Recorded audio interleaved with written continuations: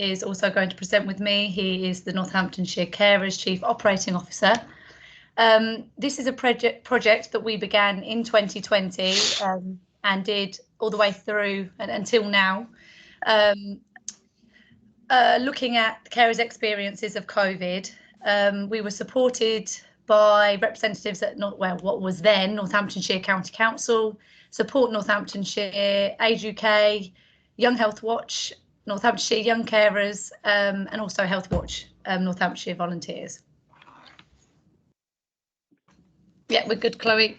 Gwyn will come in now. Okay, thank you. So, yeah, we'll be alternating slides, so you won't get too bored of any one of our voices, hopefully. So yeah, this presentation simply summarises the feedback that we received as part of this consultation event. So just to be clear, actually, when we say carer, we're referring to unpaid carers, because obviously that term does get confused a little bit. So we're talking about people who are providing support for a loved one. So it could be for an elderly parent, it could equally be for a child with a learning disability, and everything in between. But yeah, let's look at what we've heard. Next slide. I also forgot to apologise that this may look a bit wordy, so you can feel free to read it at your own discretion, but I will just briefly go over some of the highlights. So we heard from 144 people, 80 carers shared their experiences via a survey, 56 via a consultation, and that was held by Northamptonshire Carers, and we helped to support with that. And eight individuals were interviewed one-to-one. We quickly heard, sorry if I say a lot, I'll do that as well. We quickly heard of how huge the impact was on carers because of the pandemic. Many were working tirelessly at breaking point, especially because they had more to do emotionally and physically for the person they cared for. Also finding that they were caring for people they didn't have to before without support, which left them obviously feeling alone and isolated. Carers told us that their physical, mental and emotional well-being has suffered from the extra strain, especially because of the concern about those they cared for and their condition worsening, but also because of the anxieties around the pandemic, what to do, what not to do, and as well as their own well-being and not having time to cater to that. We shared all our findings from this survey with service providers to hopefully help them support carers at this time and going forward. Next slide.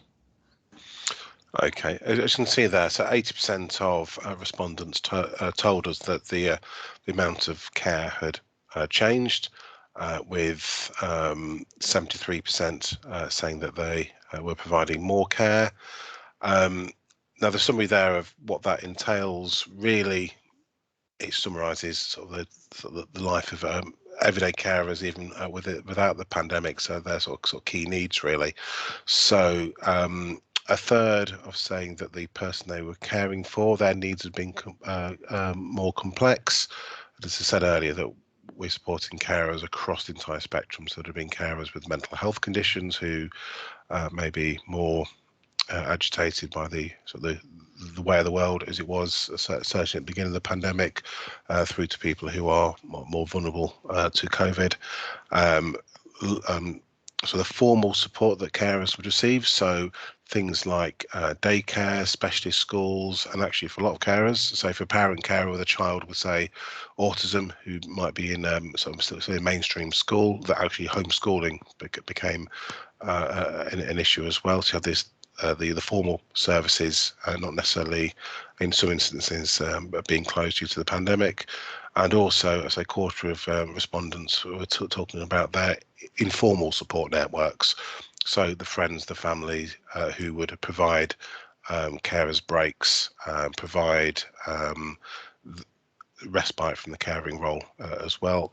11% of respondents commented they were having to do more for relatives who are now isolated and whose independence has decreased. I think one thing we've certainly seen beyond this report, actually, especially if say for example it's people with dementia, those sort of skills they may have lost because they were having to be more isolated, so sort of shield from dementia, from COVID. That's then very difficult to regain those skills. Okay, next slide, please.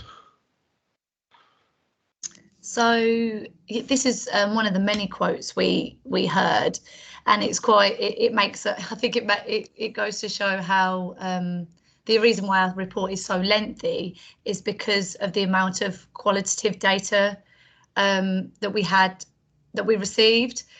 So I am actually going to read these out rather than just leave you guys to read them. So this person said, the care for my sibling has increased as we've not had their support worker during COVID. And I've also been studying at home to protect my parent as they have leukemia, which means I've been around more and they've also needed me more, but both practically and in terms of emotional support. Next slide. Okay, so we've sort of bullet pointed some of the impacts of the changes to people's caring roles due to the pandemic, with over 2/3 of respondents going into a bit more detail. So nearly a third commented on how they had received less support from health and care services. So that's could encompass access to primary care, access to sort of social care, that side of things.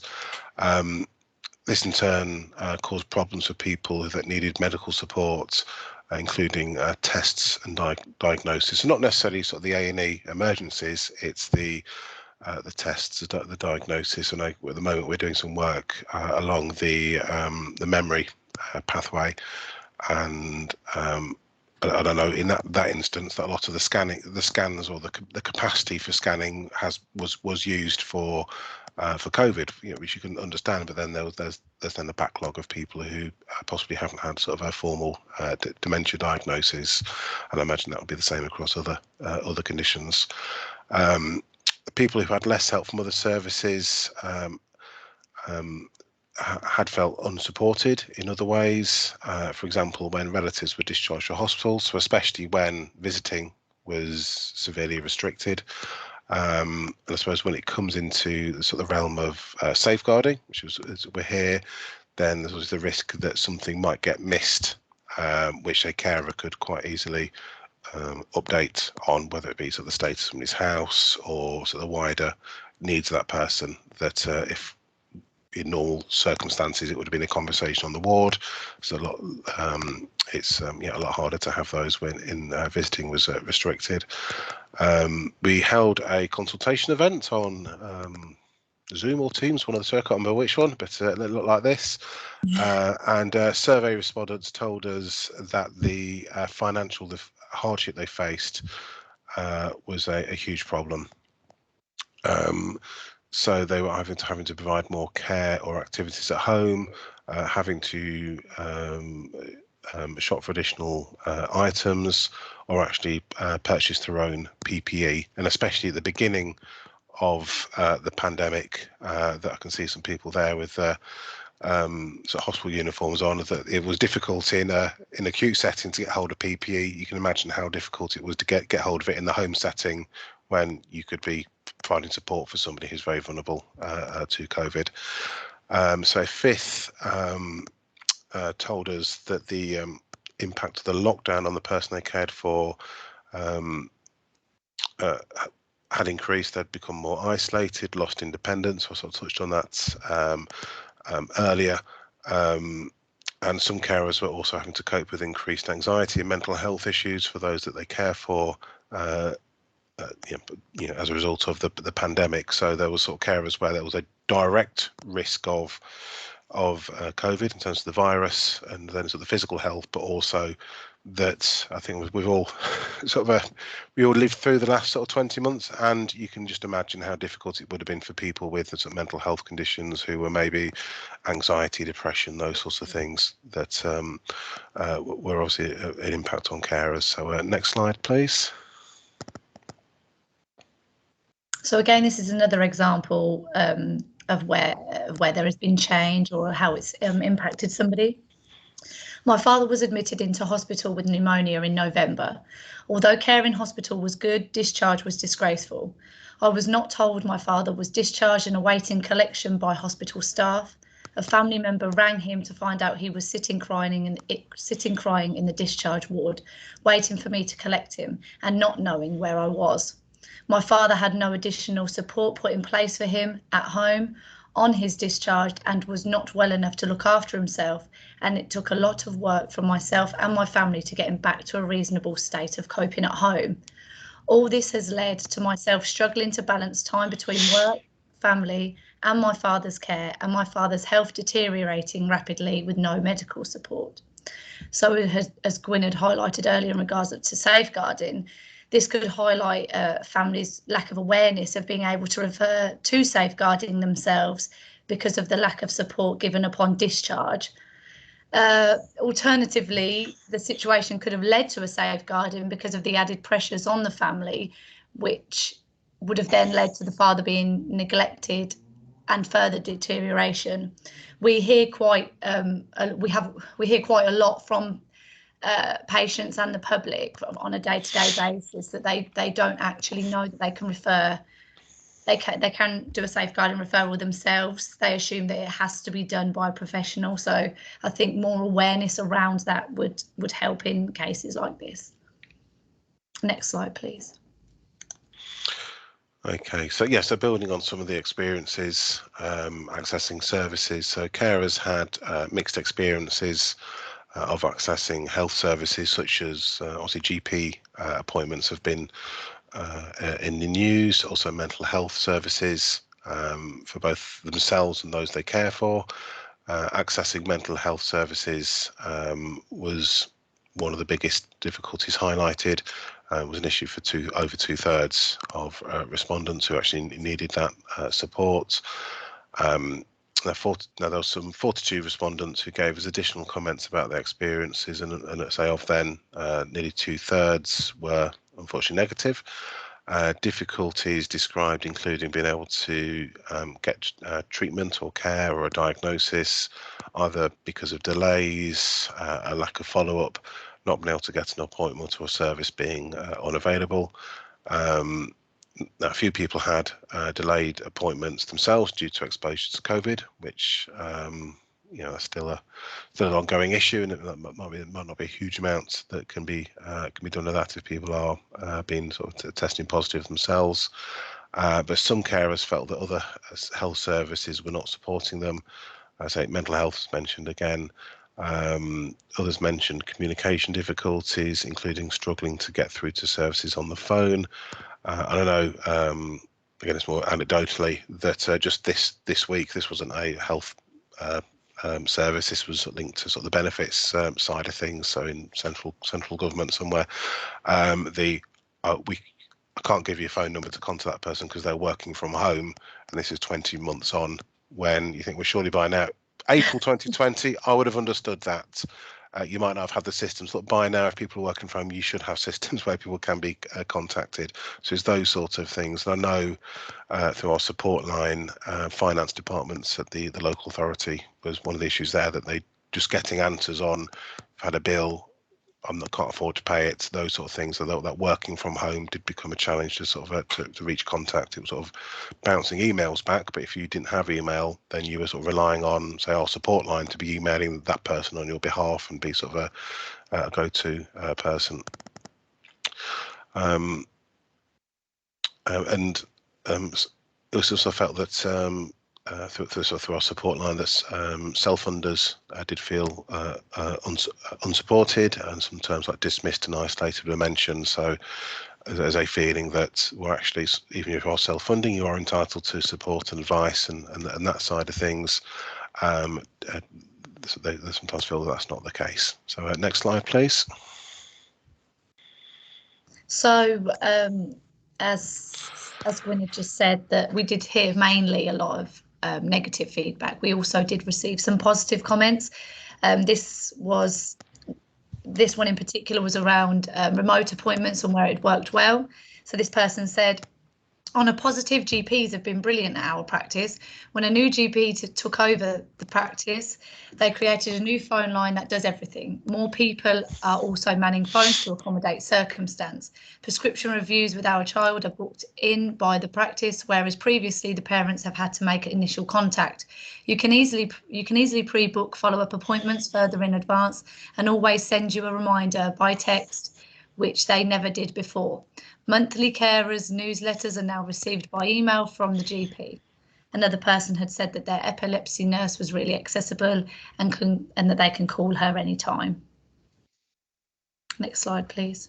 Yeah, and just actually following on from that, I know Thanks, certainly Gwen. we receive sort of positive comments as well regarding that. So whether it be so nurses in acute hospitals have gone above and beyond when patients' relatives weren't allowed in, and I can imagine some of the instances there was quite tragic and must take a toll emotionally on both the sort of staff as well as the families, but going above and beyond. But through to GP surgeries that when they were rolling out vaccines, if they had, especially if they're in the Pfizer, we have to keep it at minus very cold, that literally ringing people up says we've got a couple of vials left over, they're going to go to waste.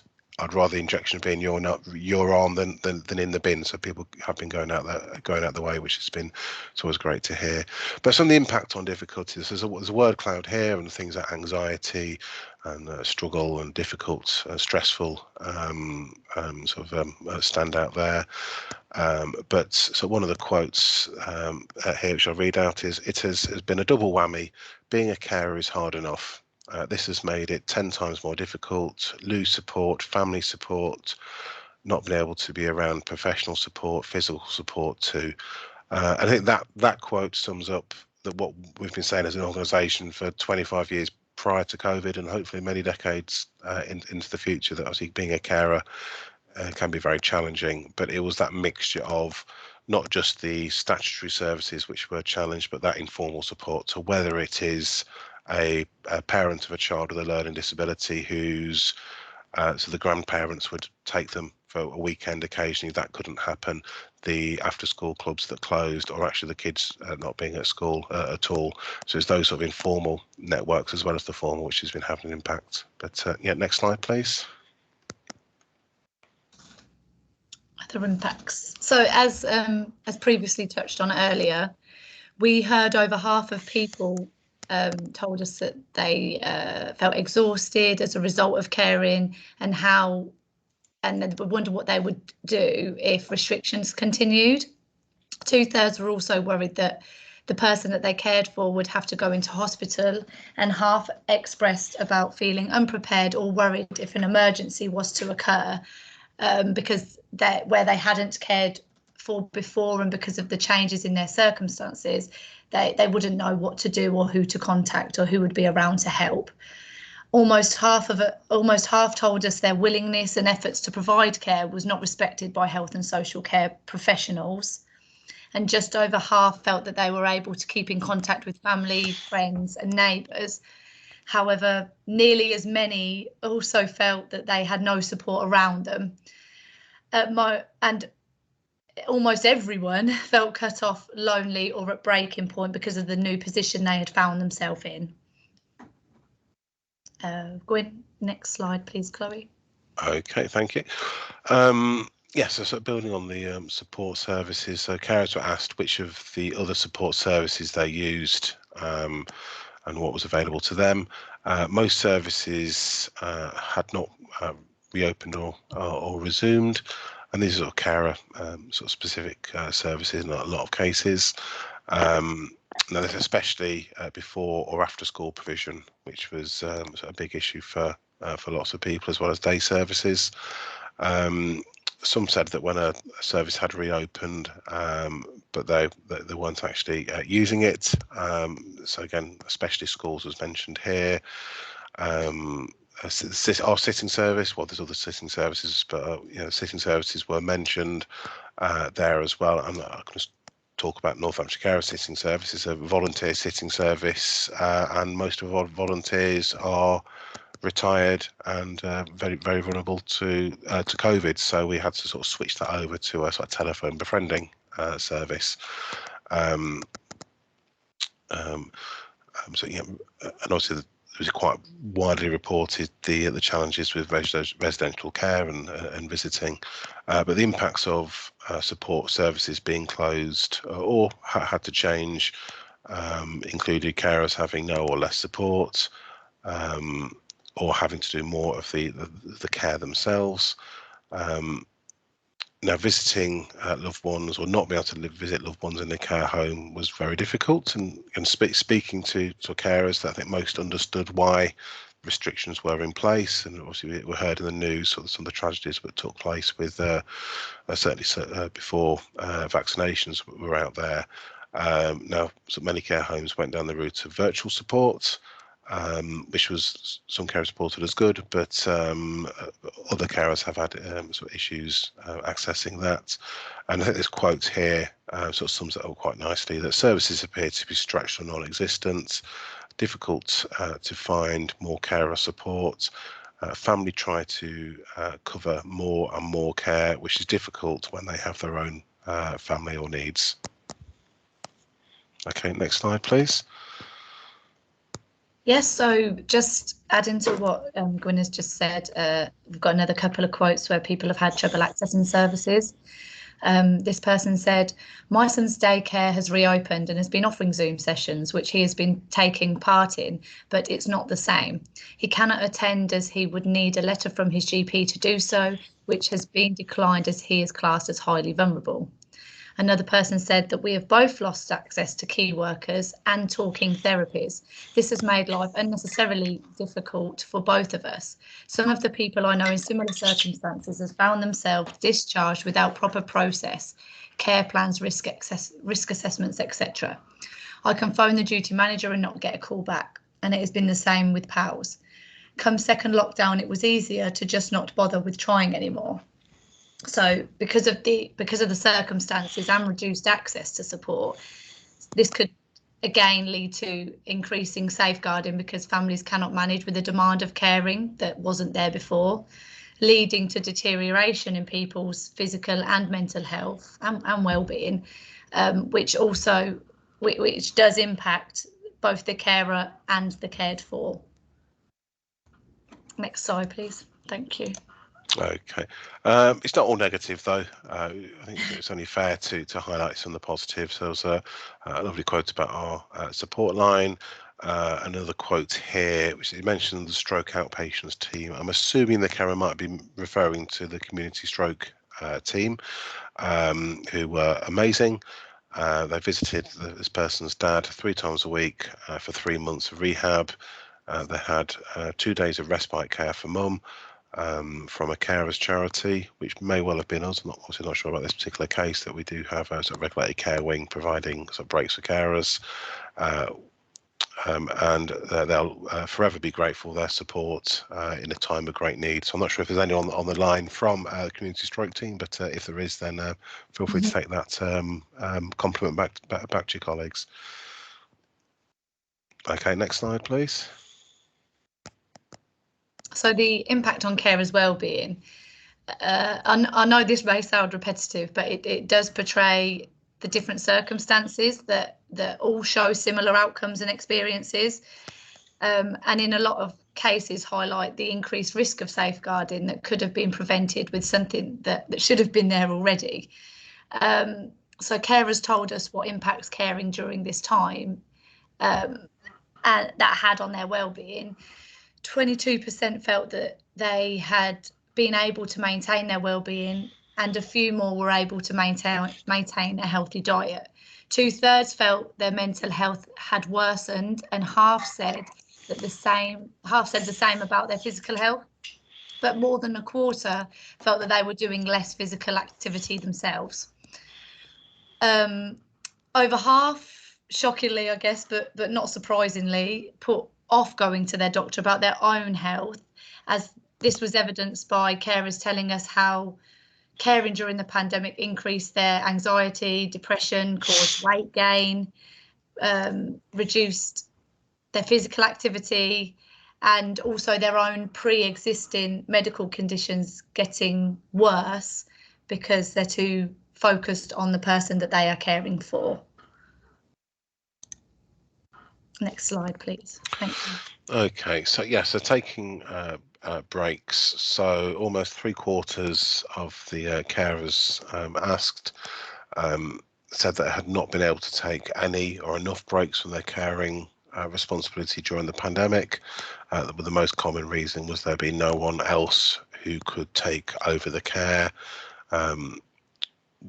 So that itself was impacted by the travel restrictions, limits of who could have contact with, and the need to shield. Now, just some of the calls that we had to the support line, we had to reiterate from people that even from the 23rd of March last year, the first lockdown restrictions, one of the caveats to when we're under lockdown to you are allowed to leave your house to do this was to provide necessary care for another person.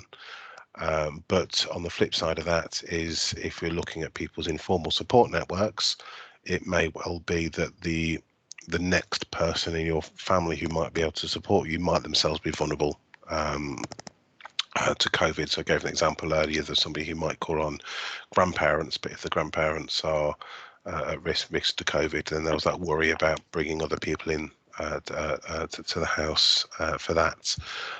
Again, that mirroring that sort of it was both the informal and the formal support which sort of struggled to sort of cope during the height of the pandemic.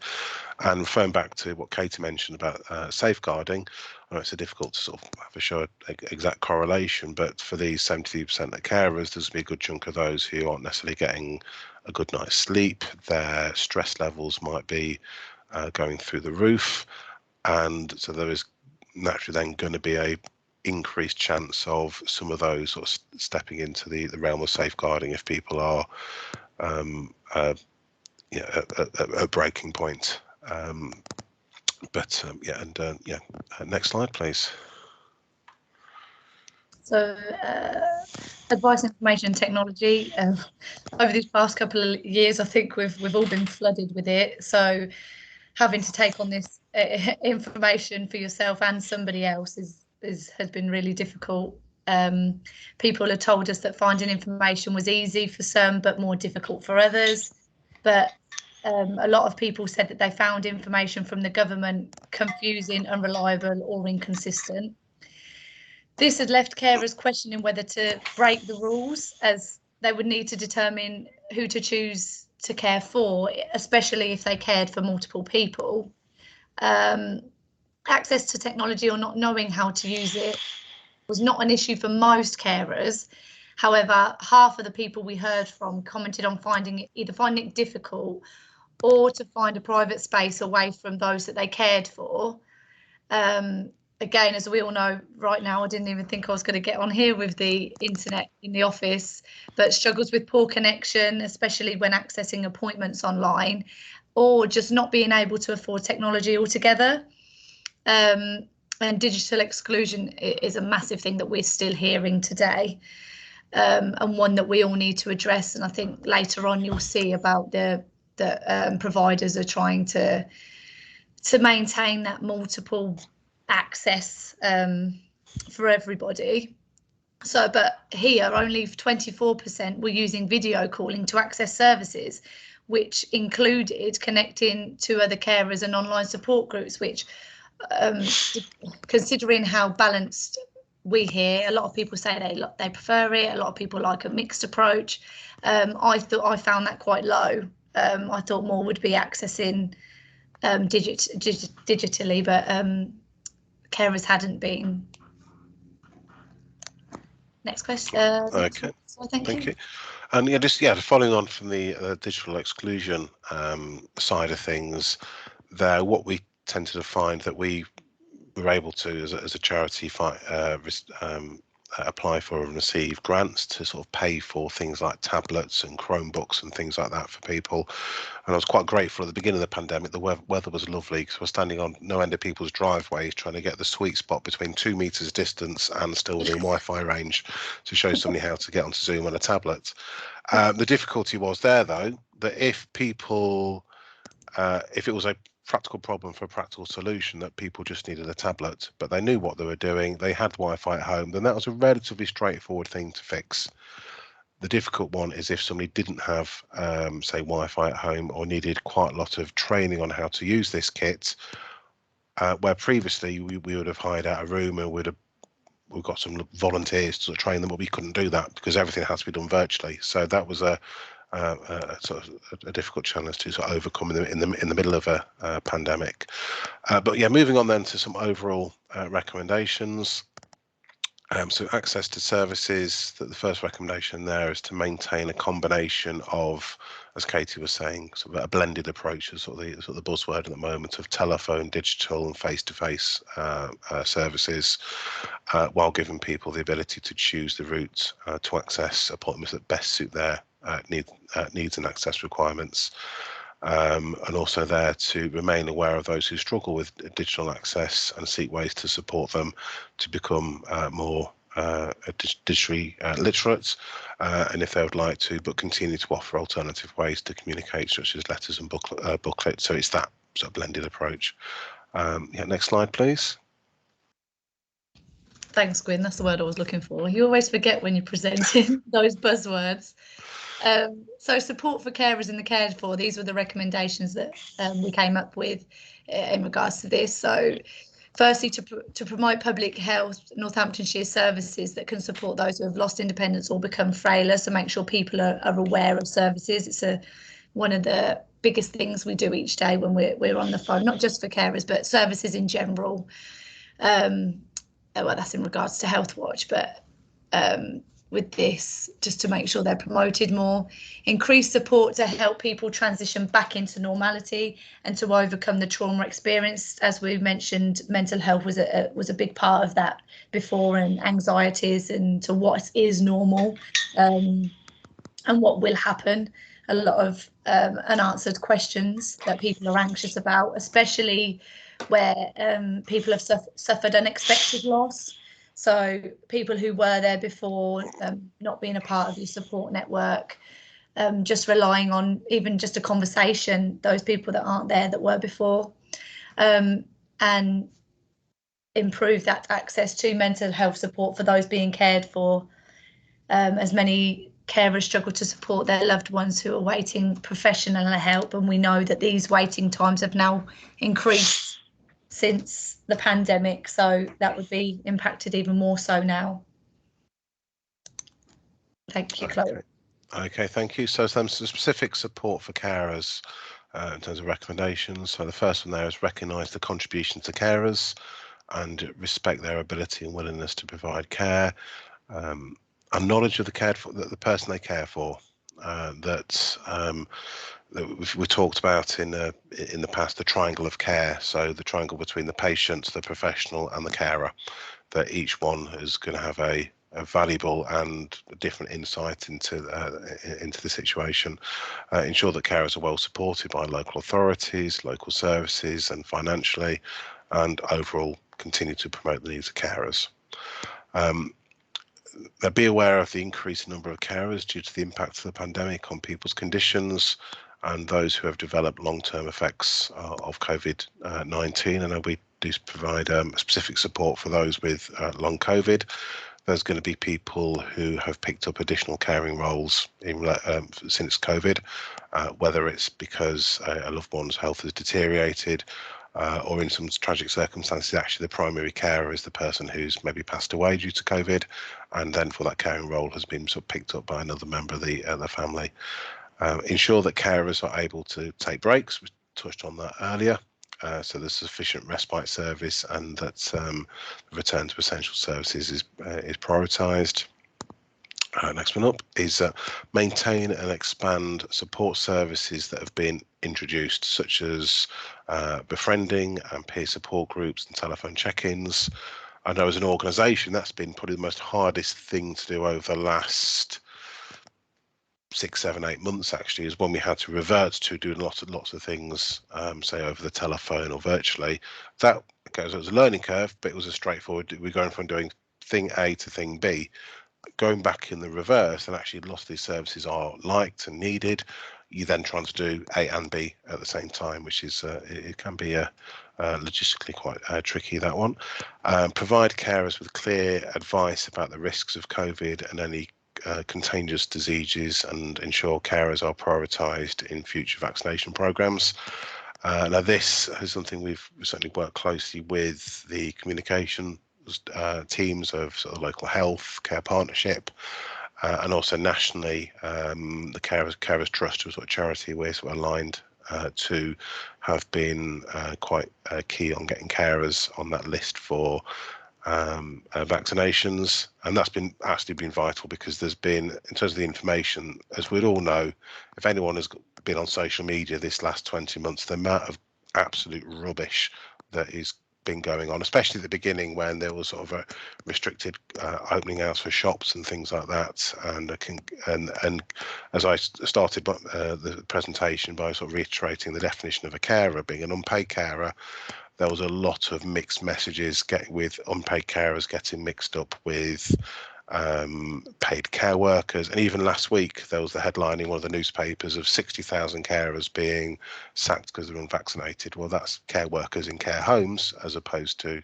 unpaid carers, as those sort of terms can get quite mixed up at times.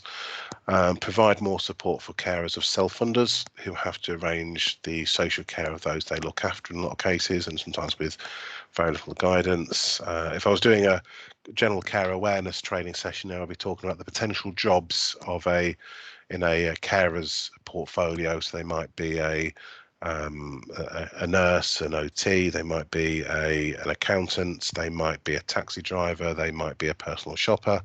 For carers of self-funding, they're sometimes all as care managers, and I think sometimes within the sector, it's very easy for when sort of signposting a carer of a self-funder onto, say, the care directory, because that's the world I work in. That's, you know, if it was me, I'd know what the CQC is, I'd know how to find an agency, what agencies do what. But actually, for a lot of carers, that's a complete new world to them, and so they have to get sort of very and sometimes there could be sort of minimal support there. And then encourage employers to offer flexible working to support carers, and that is something we have actually seen, that it depends on the sector, but lots more flexible working. As you can see behind me, I'm not in an office. Actually, I think I've got the virtual background down. So if the virtual background, you see Star Wars photos behind my head. So I'm working from home at the moment, but and that's primarily actually because I've got a bit of a cold, and it's a lot easier to work from home, and you can stock up on NSAB. Now, it depends on your role, but a lot of carers are now seeing that is a benefit to them when they're, because 1 in 8 of the workforce is going to be juggling a caring role while working. So having that flexibility to support that equally benefits parents and other people with other commitments as well. So next slide, please. Thank you, Gwyn. So yeah, so how service providers have responded. We were actually really not shocked, but we were really happy to have received so many responses so quickly to this piece of work. I'm just going to briefly go over some of the things that each of the service providers had responded with. If you do read the report, I recommend reading the summarised version, although the full version has so many impactful quotes that we couldn't cut them out. So Northamptonshire carers had obviously expressed how they've heard similar experiences, hence why we had the joined up piece of work, and they'd heard the same from their own carers and agreed that this work demonstrates the impact and also highlights what support is needed for carers. They highlighted how supporting carers is a team effort, so it involves health services, social care, employers, voluntary sector, education and the wider community. And that in doing so, partners also benefits such as reduced reliance of statutory services, and Northamptonshire Carers will support the outcome of this report and will work with partners to develop on it. Public health again mimicked this. They were in support of and thanked for the work, but they added that the report highlights clear, realistic recommendations for local organisations to take forward. One of which specifically the one that addressed the promotion of the public health and awareness of the public health services. They expressed that they would take this forward. They would take this forward and work with local care organisations to help identify ways to promote these services more. West Northamptonshire Council at the time, they were Northamptonshire County Council, but West Northamptonshire said that they are in the process of pulling together an action plan in response to the report, and that they would welcome the input of both Healthwatch and other stakeholders in how they can develop it and take forward in West Northant specifically. Northamptonshire CCG Clinical Commissioning Group, they again agreed and supported the recommendations, but in particular they were reassured to see that the recommendation regarding retaining a combination of access routes, so a blended approach, aligned with their forward planning for services, so from GPs to hospital care. NCCG added that they will work closely with GPs, community nursing teams, mental health colleagues on the recovery from COVID, and that this report gives them a good insight to help them with this journey. Sorry if this is a bit long. I just wanted to briefly touch on what people said, because people are always willing to see what service providers had, how they'd responded. NHFT have said that they've increased their carer support for those who have had patients on the wards with a carers group that is run by a consultant and carer representatives. They added that in mental health services, they maintained contact by telephone and online, which was new for everybody as well as staff, and they used face-to-face appointments for emergencies only. They have completed a review recently on the benefits and barriers of working in this way, but feedback has been really varied, because obviously it depends on an individual's circumstances. They added that as we move through the pandemic, and more services become face-to-face, that they're listening to people's views, and they're considering again to give a mixed approach, and that their 24-hour line will always remain available. The hospitals responded with a joint up response, and they'd expressed how they were very aware of the impacts too, and the changes to services and how that had impacted patients and carers and families. And they also let us know the following, which is a good way to also promote via the report. They said they've enabled virtual visiting. They've looked at new ways to keep families connected by using email accounts and postal services, so that people are able to send in pictures and letters. They've initiated patient property drop-off and collection. They've enabled visiting for end-of-life patients. They've reinstated limited and booked visiting times on most wards. Spiritual and pastoral care is available, is more available on wards, and they've worked hard to maintain the principle of John's campaign in regards to a carer being with somebody who has been diagnosed with dementia.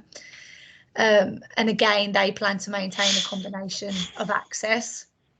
But yes, we're really happy to have received so many responses, and we can only continue to be the voice of the people in health and social care, and likewise with Gwyn and carers. But hopefully we'll be, from Healthwatch's perspective, we will always try. I'm going to try and turn my camera on as we're coming towards the end, actually. We will always try and review our recommendations. I know it's hard to do with workloads and everybody's so busy, but whenever we do a report and we provide recommendations, we will always try and follow up in the near future to see what has or has not been implemented, and just to make sure that some actions have been made. Next slide, please, Chloe.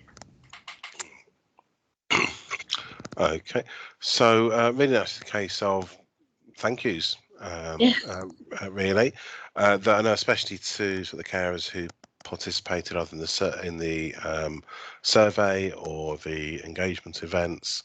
I know many years now working with carers, I'm always privileged that, you know, when the carers tell you their stories there, it's really personal information. They might be talking about some of their sort of deepest fears, or, you know, their worries about the future, or, you know, very, very personal issues. So I'm always like to say thank you for that, because it is yeah, it is always powerful.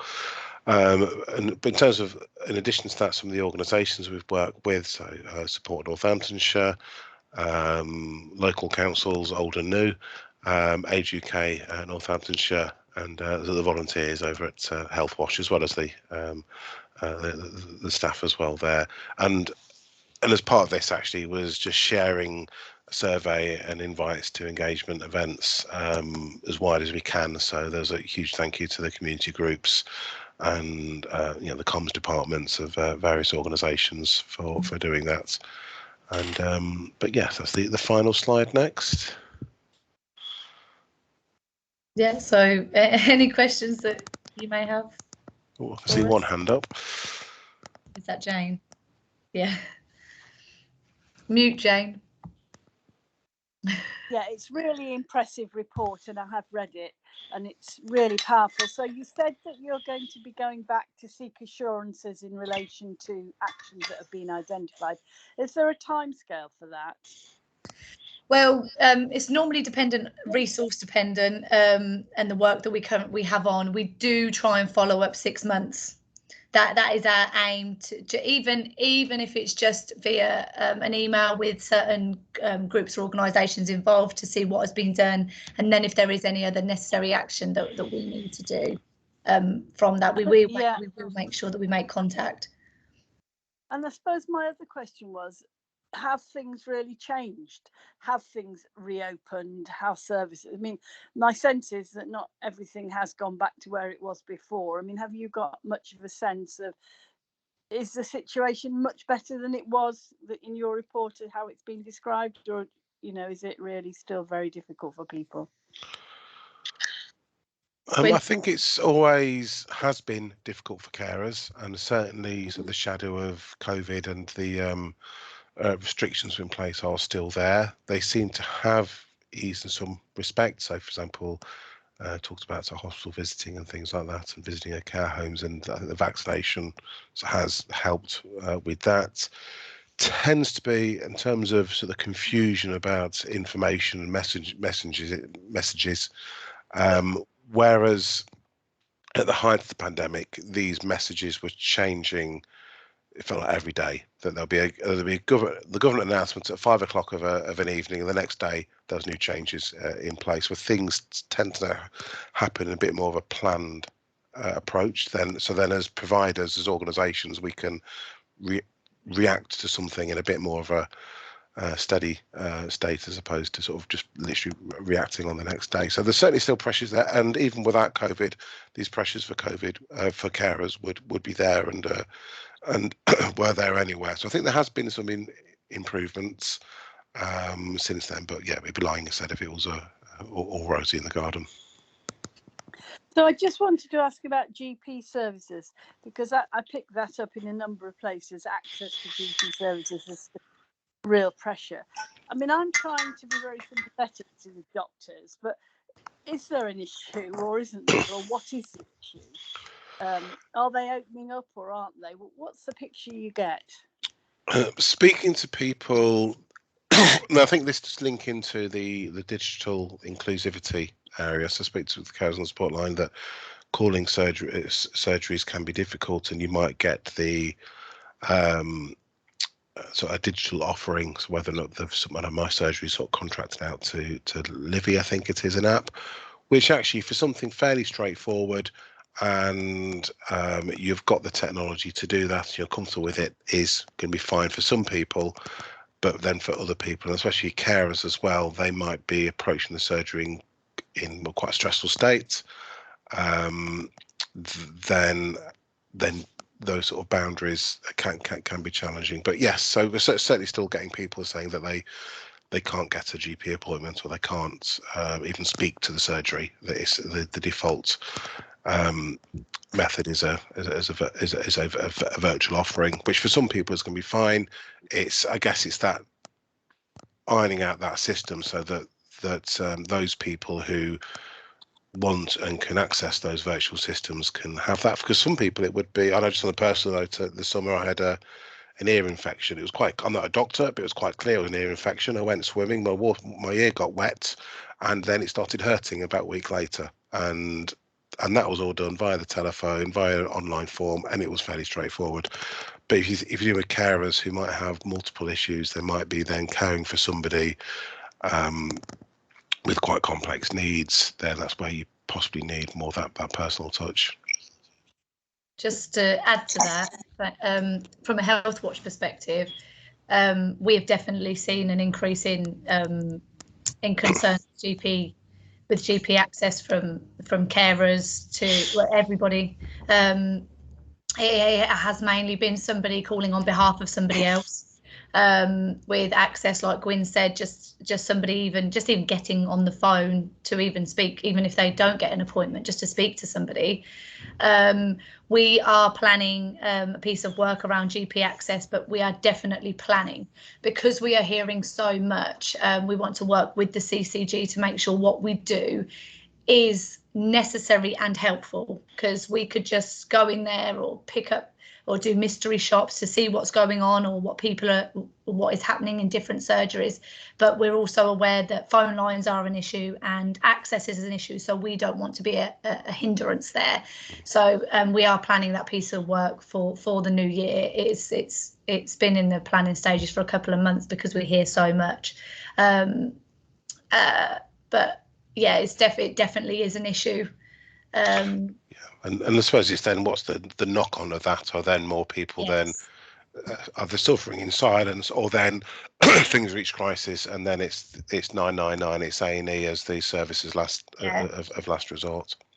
I was just going to say, when you mentioned about that, we've just done a piece of work looking at the 111 system and access to that, and they've integrated a slot booking system through 111, and whether that had been working or not, and the comments that we get and how it affects one another, 111 and GPs and 111, especially, although not specifically to this piece of work, but dentistry is also through the roof, and that is also impacting 111 and GPs. So it's just an ongoing cycle at the minute. Again, we hope to look at that in the new year, and we will include the same partners that we try to include as many people as we can in each piece of work we do. Thank you. Thanks, Jane.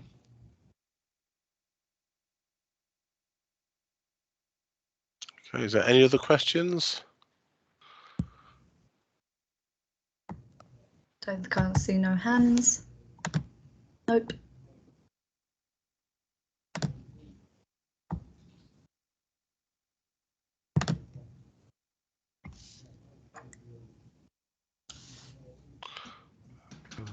Nothing in the chat.